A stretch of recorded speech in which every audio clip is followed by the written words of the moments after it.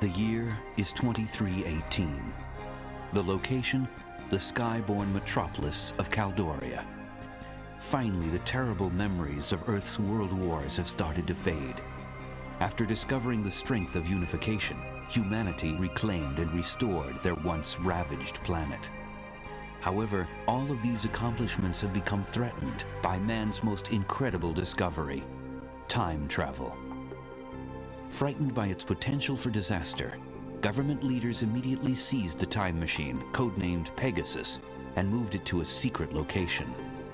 Realizing that the integrity of the time continuum would now have to be forever guarded, the unified Earth government formed an elite agency to protect history.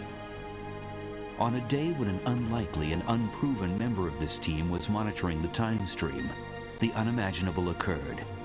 Gage Blackwood, Agent 5 of the Temporal Protectorate, would be called upon to prevent a crisis that will threaten history itself. A crisis that could destroy not only the past, but also the future of humankind. This is the story of Earth's most timely hero.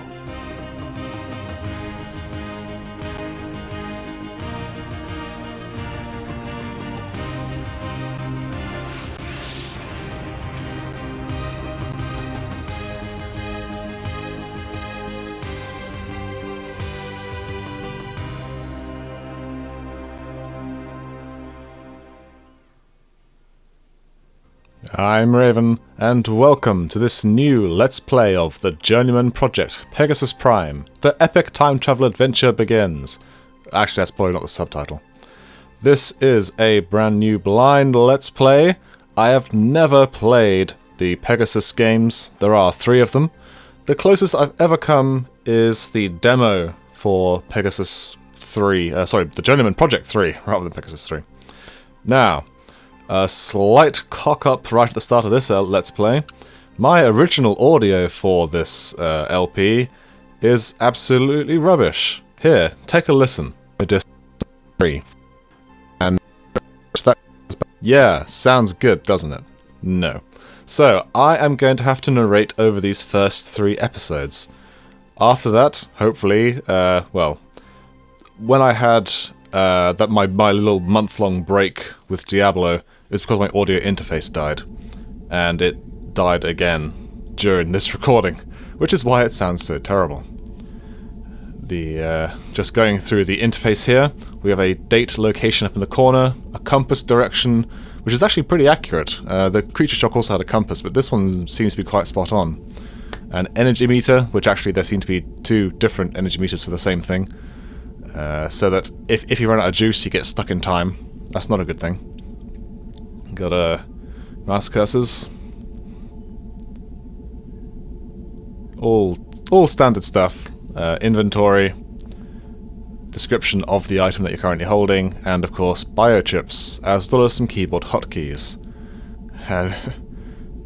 It's worth noting that not only can you use the arrow keys and the numpad, but they also consider that Alt F4 as Alt F4 is technically not a hotkey. That's just you push Alt F4, it quits the thing, right? I think that's more Windows than anything else. But hey, this little pane is just to explain the interface, and it takes us back to the main menu, where the adventure will begin. You can set the difficulty on walkthrough and adventure. Obviously, adventure because we're not trying to do a walkthrough here, and it will begin in just a moment. I'm trying to understand what it is I'm trying to say in the background, but the audio is just so choppy that I cannot understand shit.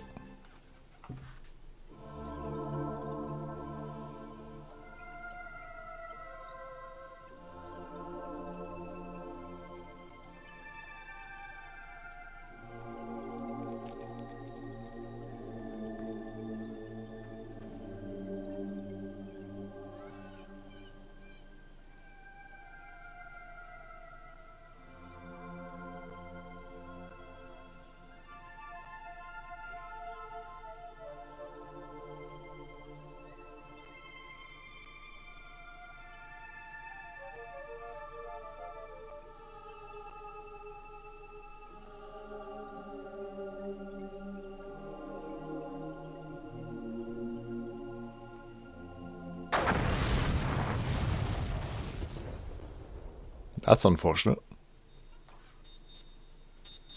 Good morning. I'm Johnny Ego, and you're listening to the mellow sounds of WKIM Too Big, Caldoria.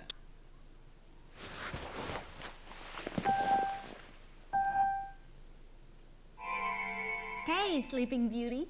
Hi. Don't tell me you overslept. I didn't oversleep. Whoa, you look awful. Did you Thanks. have another one of those nightmares? You know, you really should talk to the doc about that. Anyway, this is just a friendly reminder that you're supposed to relieve me at 0700. Remember, it was your idea to draw straws, and you drew the short one. So, you get to hold down the fort while the rest of us go and watch the Sorolan delegate procession. Look, you always wanted to be the Lone Ranger. Now, get down here on time for a change, and I'll let you watch my op man when I come back. See you later. Wake up. Wake up. And that's just the first of many overacted scenes where there's something just wrong with the faces. Good morning, Agent 5. It seems that you have slept with your neuroocular prosthesis on again. Your monocle needs recalibration. Stand by. No, don't recalibrate my monocle. The energy level warning light is operational. The energy level counter is at 100%. Scrolling through the inventory control panel. It's empty. You currently have no inventory items. Scrolling through the biochip display panel. Just the one. This is a very slow computer. You have the AI biochip installed. Initiating self-diagnosis of onboard artificial intelligence. AI unit is fully operational. Agent 5, recommend you set an electrostatic shock reminder so this repeated morning recalibration routine does not continue. She's a bit passive-aggressive, isn't she? Damn. For my companion, she's a very, very sassy character. Now, here we have the main living room of our character's apartment. It's a bit of a strange place. We've got a little pop-up panel here that brings up a crazy holographic display. High-res 4D environment system. You can change all the backgrounds from island, desert, mountain, or blank. You even get this funky tune. This module is blank. For information on ordering additional environments and music selections, please contact the management.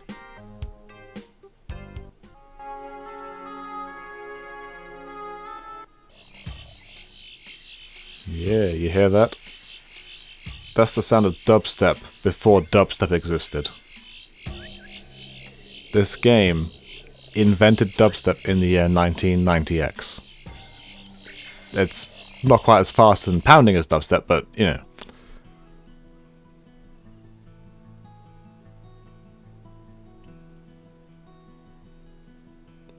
It's not a bad concept, really, being able to deck your entire house in this holographic display. Admittedly, it doesn't seem to be able to do much else, but hey-ho.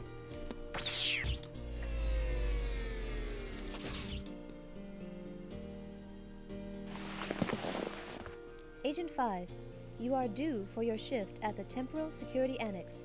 Recommend departure soon. So instead of being controlled in a similar way to Myst or the Seventh Guest, this one you can use the keyboard controls to turn, move forward, move backward. Agent 5, you are late for your scheduled shift at the TSA. Stand up, sit down. The only mouse interactions really are done on this screen. Good morning, Mr. Blackwood. Stand by for health check scan. Your body fat today is 15%. Today's tip, cut back on the Chinese takeout. Please choose a hairstyle. All of these computers are just completely sassy throughout the entire thing.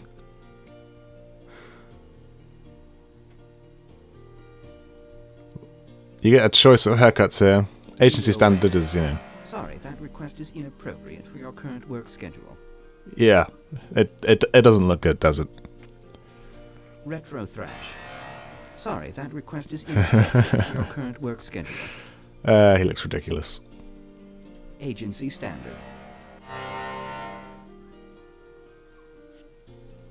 Yep, short back and sides is the only thing you're allowed to do there. You are, however, allowed to drop a deuce.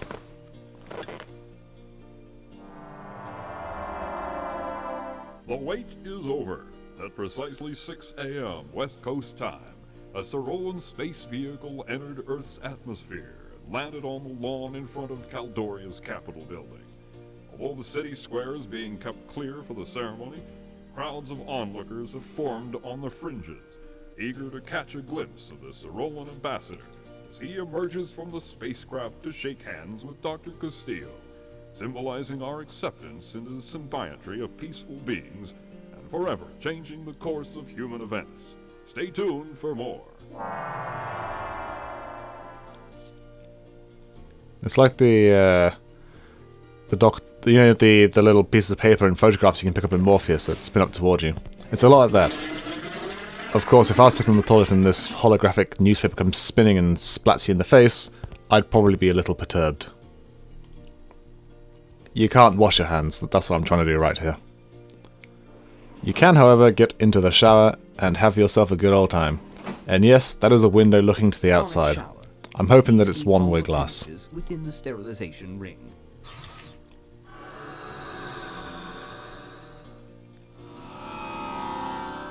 Sterilization complete. Have a nice day. There's some really nice attention to detail in this game, because all of this is utterly irrelevant and unnecessary for the game. And yet, they've put it all in here. Building the world, building structure and flavour. It's really good stuff. Here we can walk into the bedroom. Somehow we fell asleep in that chair, but, you know, that's just our protagonist for us. We've got ourselves a magic closet automatic laundry service. Microwave setting. Estimated time to completion. Approximately 3 hours. It's a bit disturbing that your closet links straight into your laundromat, but hey, I guess it works. I hope it hangs as well.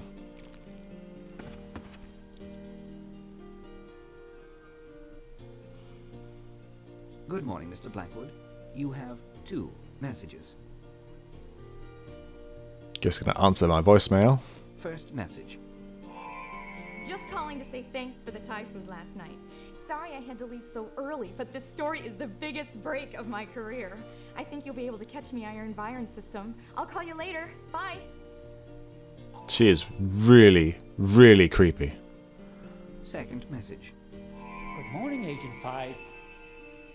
I sincerely hope the reason you're not answering your phone is because you're already on the way to TSA. You've already been late to work twice this week. I need you here on time for a change. To relieve Agent 3 for the alien procession. Don't disappoint me. You see, this makes it really hard to relate to these characters. Not only are they talking with their crazy lips just... Hello, look at my face. Here I desperately hammer the keyboard trying to skip this. However, you cannot skip any of the cinematics that happen, no matter how much they might creep you out with their giant mouths that are completely overacting.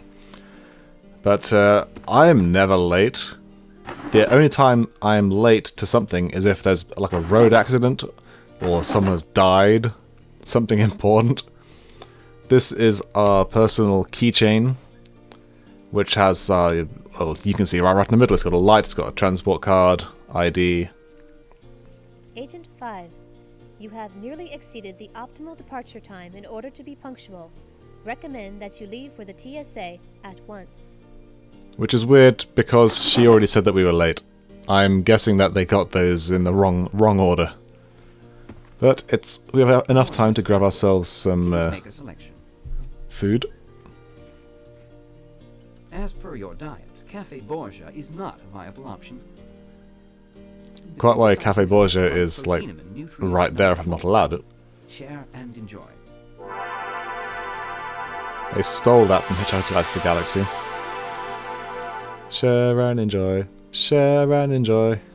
etc.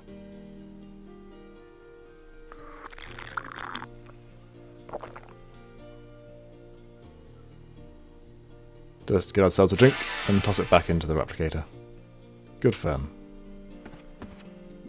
I've only got an hour and a half of footage recorded, and so far I haven't needed that glass, but if it turns out that you get to the very last second of the game and you need that glass, otherwise you die. And this is one of the first moments when I see just random things flying around. And I start comparing the game to the Star Wars Special Editions. I know that there's a flashing light on the table down there. This is a bit weird narrating over my previous actions. I was in two minds about it, because I could either do this narration or I could just play it again.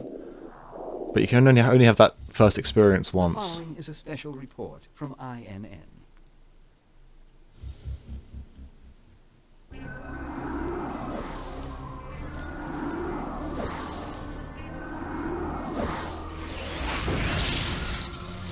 Very, very intense INN logo.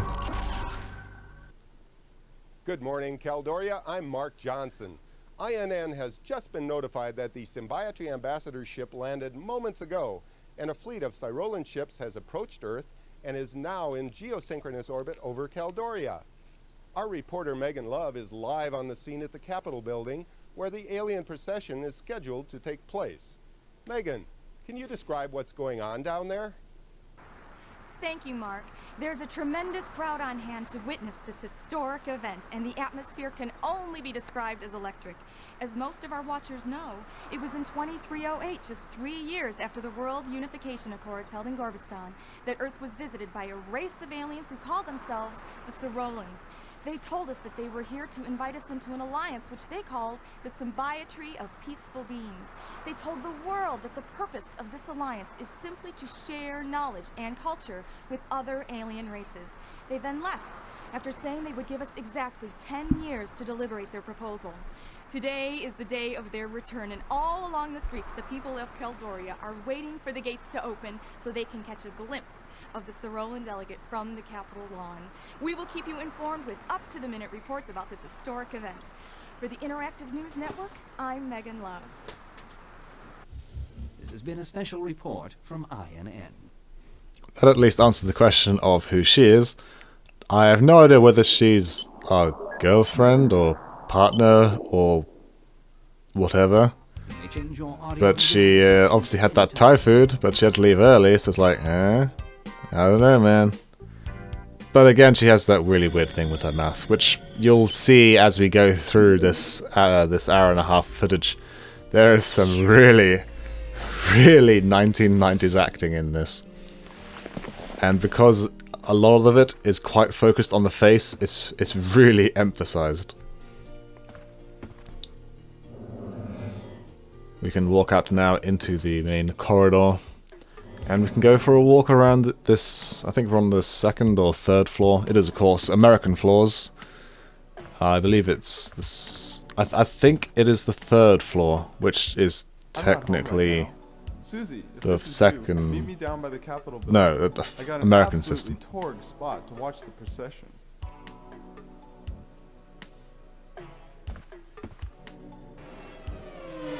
Random thing flying past.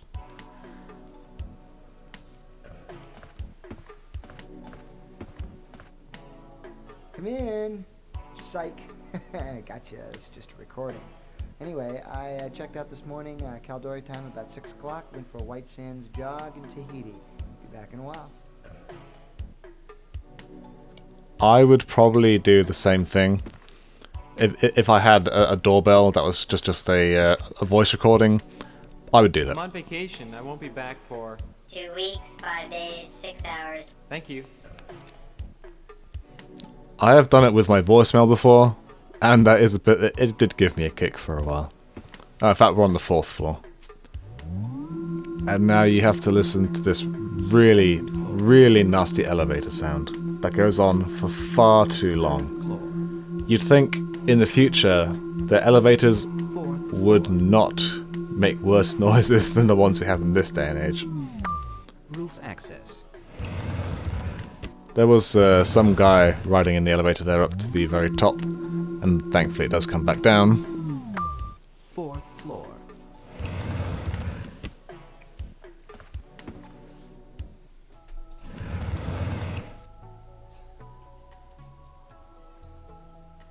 Yeah, so this should be the 3rd floor, but it's actually the 4th floor because of the American numbering system. Access. Yeah.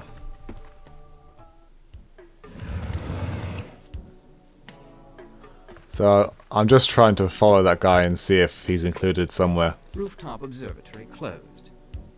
But sadly you cannot follow him. And this is what happens when you try to walk into a wall. And I make great effect of that. And then I work my way down to the lobby.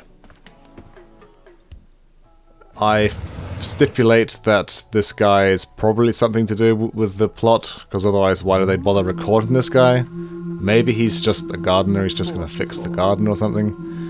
But he's probably got a sniper or a missile or something. And then I point out that the 1st floor is missing and that there must be some sort of secret floor between the lobby and the residence. But we just covered that already. 1st floor. No, it's definitely the lobby.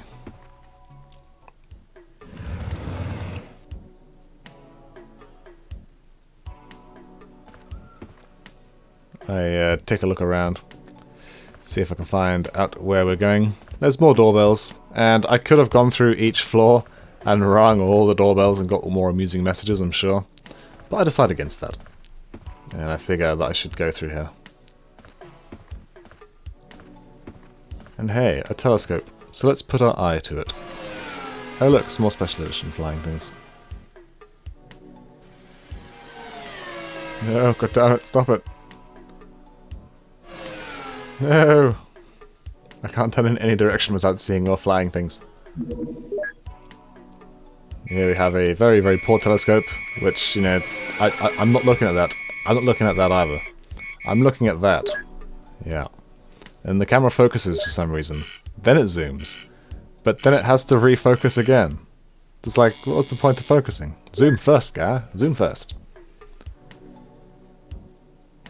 It's quite a large, big, green alien spaceship.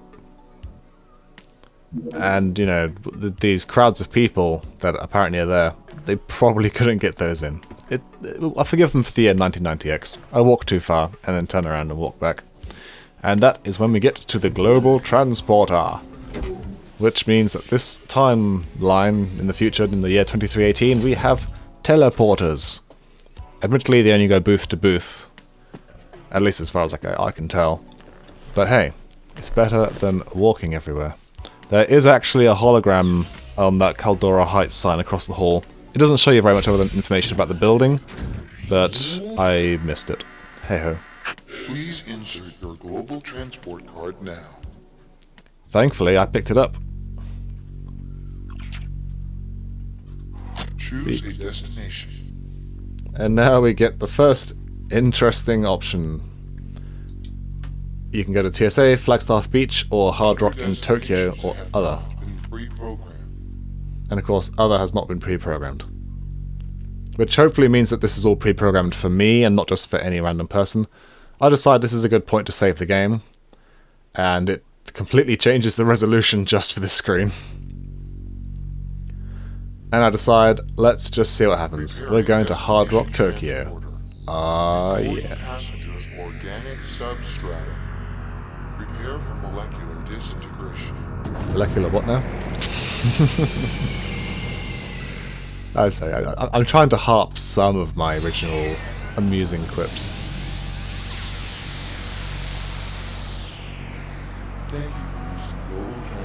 And here we are in the middle of Tokyo. I'm not quite sure why there's a transporter in the middle of a street. I can't do anything. I'm pushing buttons, but nothing is happening. Because it's a game over state. Uncreated. Safeguarding history is the responsibility of a temporal protectant agent. In your absence from the TSA, a temporal disruption was not averted and uncreated you. Which I liked it. I like this. This is really good. It's like, yes, okay, we're going for more of a King's Quest sort of game, where there's lots of ways to die, but it doesn't take you long to load back into the game, and they're usually amusing. And it takes you straight back. Beautiful. Choose a destination. I decide against going to Flagstaff Beach, and just go straight to the TSA. Organism detected Please hold for tracking and sterilization process. Foreign element eliminated. Preparing destination transporter. You'd think if that was such a big problem, they'd have the booth sealed. But hey hey. Prepare for molecular disintegration. Molecular what now? You'd think they could have changed it like molecular transportation, molecular conveyance. Thank you for using global transport.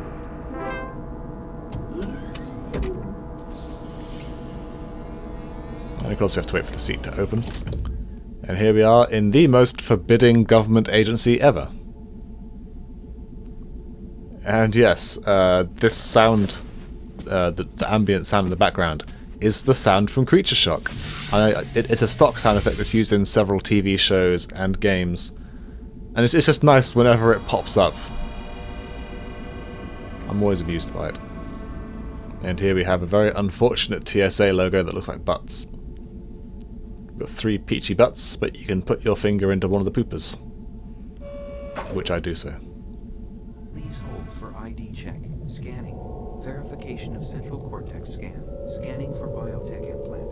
Identification confirmed. Welcome, Agent 5. Your 4th late arrival has been verified and... Damn sassy computers, stop it! So help me if I miss the first human encounter with alien beings. Oh, she is pissed.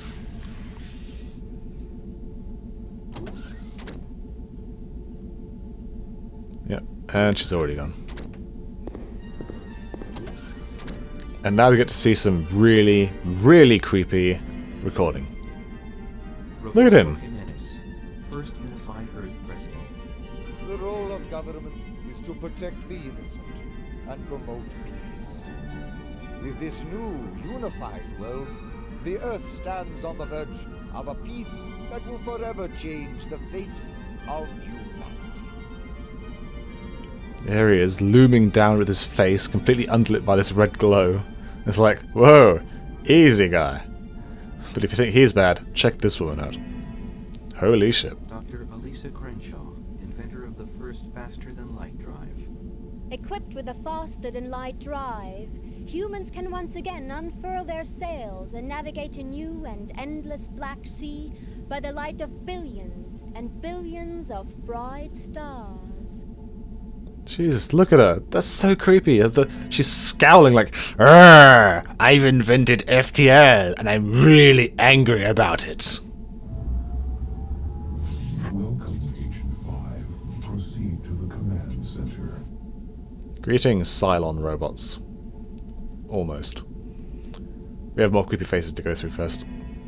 This guy's okay. It's Kim Jong-un, but it's fine. The design of the cortical matrix was based on a neural net of the human brain. Like children, these constructed beings will evolve and grow, and from them we must also learn. He's nice, short and sweet. Not too creepy, nothing too over-intense about him. Oh, come on, Anthony. There we are. This guy's not so bad either. Has a bit of trouble with the mouth. As we have struggled on Earth to blind our eyes to the differences that have separated us in the past, so must we now, as a unified people, acknowledge and welcome the differences of races from planets other than our own. Yeah, smarmy git.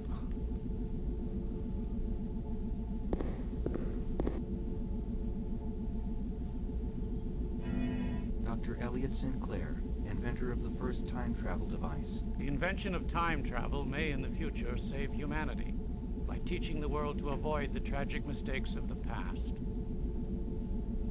See? They got better as they came down. But I believe that this last one is where it tops back over the edge. Look at her. White, inventor of the first morphing smart alloys. Far too intense. Throughout the history of time, humans have attempted to explore every new frontier before them. The mysteries of land, sea, and space have already unraveled before us. Now that matter reintegration is a reality, humankind can truly explore the most infinite frontier. The micro-world of molecules that make up the universe. Look at her, so intense. Easy, Galron. Keep your eyes. That's kind of the first moment where I realised that what seems to be wrong with most of the recording is that their mouths are just... They are purposefully making their mouths go way too big for some reason.